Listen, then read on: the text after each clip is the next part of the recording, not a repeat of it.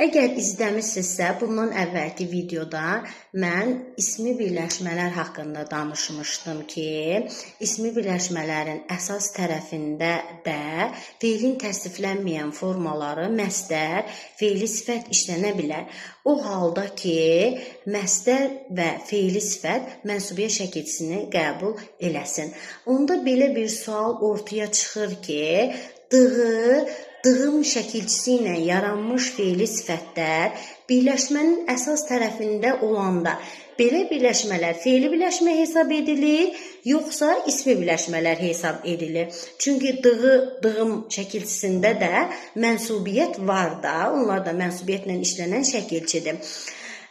Onu yadınızda saxlayın ki, bu birləşmələr, məsələn, onun oxuduğu, mənim yazdığım, bu birləşmələr feili birləşmələr hesab edilir. Niyə?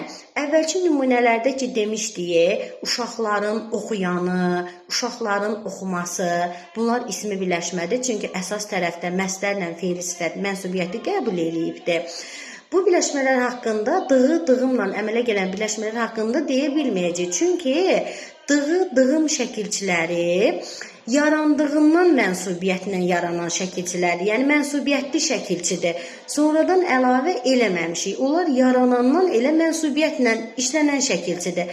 Ona görə də həmin şəkilçilərlə yaranan söz birləşmələri ismi deyil, feili birləşmələr hesab olunacaq.